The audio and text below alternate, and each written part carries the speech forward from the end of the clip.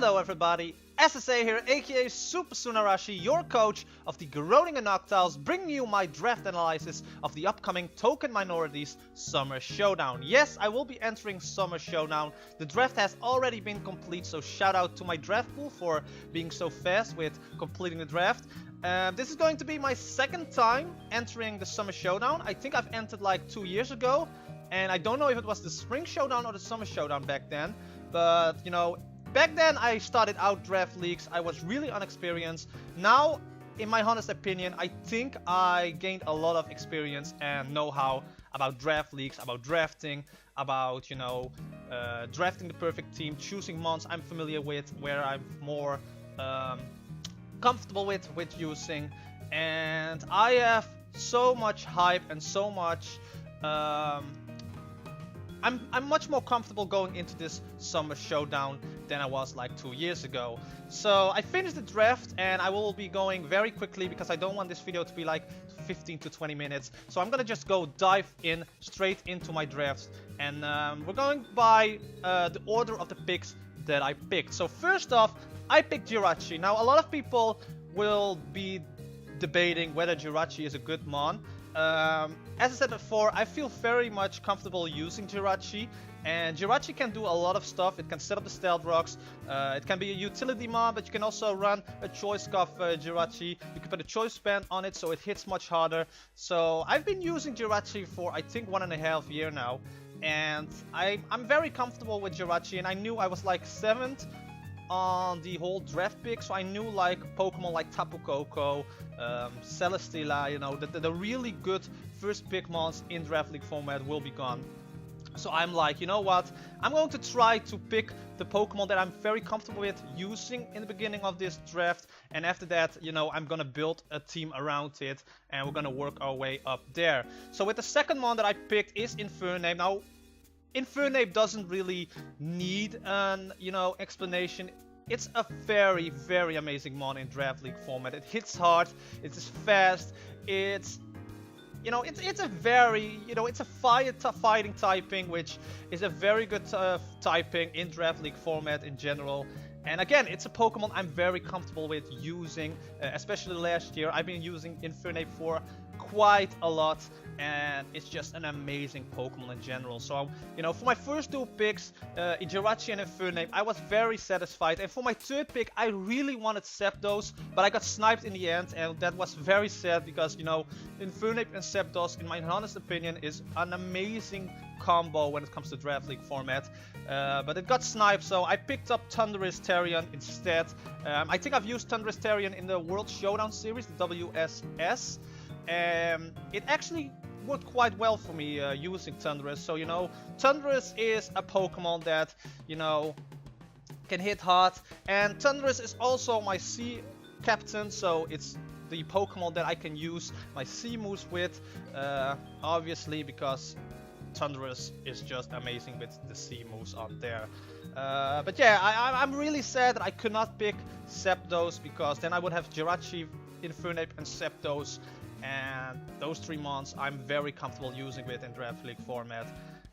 But I think Thundurus can actually put in quite a lot of work in combination with Infernape as well. So I was not that really mad with picking Thundurus instead of Zapdos, but I would have rather had Zapdos instead of Infernape. Next up, another mon I'm very familiar with and I'm very comfortable using with, and that is Florges. Florges, look at the special defensive, look at the defense, well, look at the defense, look at the special attack, of course, my apologies, but Florges is kind of one-trick pony, you know, it is there to just do one thing, and that is, you know, kind of stall out the opponent. It can still hit hard with the Moonblast, it can run Heal Bell, it can run, let me actually see, it can run, what was the move again on the top of my head? Synthesis, there we go. I don't know why I don't remember that move just yet, but it runs Synthesis. You can put Defog on it as well, so it's an amazing Defog user, which I really wanted in this team. But Florges, I'm very satisfied with using Florges. Again, I've used it in the PMCD League, and it did quite a lot of work for me there, so I'm very happy with Florges. And after these 4 picks, I was really looking at the draft sheet because we were using points You had 95 points to spend on all the Pokemon, and I was like, you know, I had a plan ready for a Mega, for other Pokemon, and halfway through it, after the Heater Bros tournament, I kind of changed up my plan because I really wanted to use some Pokemon that I've used in the Heater Bros tournament because they were absolutely power monsters. So let's actually go to the second half of my pick. And first off, you can see I'm gonna pick Primarina as our water type, so we get that Water Fire Grass Core. You can already see on the screen which the grass Pokemon will be, but I will be going that in a few moments. But Primarina, I've learned so much about Primarina in the Heater Bros tournament. It's an amazing Pokemon. It hits hard. Water Fairy typing, which in my honest opinion is a pretty good typing in Draft League format as well. And you can put a Choice Specs on it, you can put a Life Orb on it, and it actually wrecks house. It's not the fastest Pokemon, like every Pokemon in Alola, but I changed up my mind in what Pokemon I wanted during the half of the draft, and I scooped up Primarina, and then along the way, you know, I spent my points to the Pokemons that I really wanted to use after that, and I think Primarina is going to be a huge asset to this team. But the next Pokemon that I'm going to bring is, of course, Tsarina, another huge powerhouse that I've used in the Heater Bros tournament. Amazing grass typing, hits hard in the physical side, and it's just a tick mon in general in terms of design, which I really like, by the way. And you know, you can run Drop Kick, which is so good in terms of, you know, lowering the attack stat of your opponent. You can use a much riskier move in Power Witch, so you can actually destroy some of the Pokemons, which I've seen, which you can see in the Heater Bros tournament that Tsarina did. And, you know, again, just like Primarina, the Heater Bros tournament really made me appreciate Tsarina more, and I'm so happy to use it in the Token Minority Summer Showdown. And again, I think, again, with same as Primarina, I think Tsarina can actually kick ass, literally, in this Summer Showdown. So after that, I decided to, you know, which Mega I could use. And I could have chosen, like, a Mega that had lower points. So for my last pick, I could scoop up a Pokemon that was, you know, I could evenly match out my draft in general. But I decided to go for a huge powerhouse in terms of a Mega and scoop up Mega Pinsir as well. Again, like Primarina and Tsarina, Heater Bros tournament, I've used Pinsir. It was the first time using Mega Pinsir, and I really wanted to use Mega Pinsir in Draft League for quite a while now, and I've got the opportunity with the Heater Bros tournament, and now I have also the opportunity to use it in the Summer Showdown. I actually was surprised that this Mega was picked very late in the draft in general. A lot of people already chose this Mega, of course, so that was one of the reasons, but there were still people out there who didn't have a Mega, and I'm surprised Mega Pinsir didn't scooped up, and I didn't scooped up earlier, because Mega Pinsir is just an amazing Mega in general. It hits hard, it's fast as AF, Aerial 8 is an amazing ability, making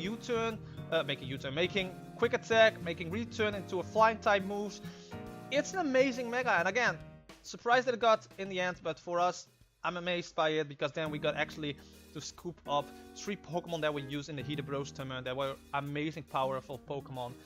And for the last Pokemon, we had 3 points to spare, so I looked at the 3 points in the draft sheet, and I was contemplating about picking either Haunter or Beheeyem, and in the end, I picked Beheeyem because I've used Beheeyem before. It's a very Mimimon. Again, not the fastest Pokemon, but again, also the special attack there is high. 75 all across the border in HP and defense, with 95 in special defense. So you can actually run, you know, a defensive Beheeyem there to kick up some hits. And with the ability Analytic, you can actually quite surprise your opponent. You can put a Colbur Berry on it, and you can put a berry on it that, you know, makes bug type moves not hit very hard on this thing. And Beheeyem can actually surprise. It's more of a meme kind of Pokemon at the end, but I rather pick up Beheeyem, which I'm more comfortable with using, as I said before in the beginning of this video, than using Haunter, which I haven't, you know, have much experience with it. And, you know, the only thing that Haunter would bring us is another powerful mon in special attack, but it's rather pretty frail. And, you know, with Beheeyem, a knockoff is less going to hurt than a knockoff on the Haunter. So, you know, putting the pluses and the minuses on Haunter and Beheeyem, I picked up Beheeyem instead of Haunter, and I think that's, you know, a very, very solid pick from my side, because in the end we have a very balanced out team in my honest opinion. No dragon types, which is the only thing I'm not really happy about. I was contemplating about bringing Drudigon instead, but if I picked Drudigon instead of, for example, Florgus, I would have been in trouble with my points, and then, you know, I probably could not have picked up either Primarina, Tsarina, or Mega Pinsir, or I should have picked up a very bad mon in the end with Behem. And I think in the end, this team is actually a team that I'm very comfortable using with. Word of the day is comfortable, by the way. But we got a powerful team here, in my honest opinion. A team that really fits my playing style. You know, I'm a player that likes to play risky, a little bit offensive, and I think this team can actually hopefully do a lot of work. We have to play round 1 first, then round 2, and then hopefully we can reach bracket. It's gonna be a tough challenge, but you know, my goal for this tournament is to have fun along the way, try to win a lot of matches, and just, you know, surprise maybe some opponents with my playing style, and hopefully, you know, just have fun in the end, because that is always the most drive I go by. I'm here to entertain you guys, I'm here to entertain everybody, and just have fun at the end and keep the positivity going. But if you enjoyed this draft analysis, if you're hyped for this draft analysis, let me know in the comment section below. Leave down a like, comment, again, share this video with others, slash the subscribe button down below, and hit that bell icon, because then you get notified every time I upload a video, and that is sincerely appreciated. And yeah, let's try to do the best as the Groningen Noctowls, and once all the matches are done, I will of course bring you guys all of the matches with post commentary, and that is all. So thank you guys so much for watching, and I will see you guys in the next video.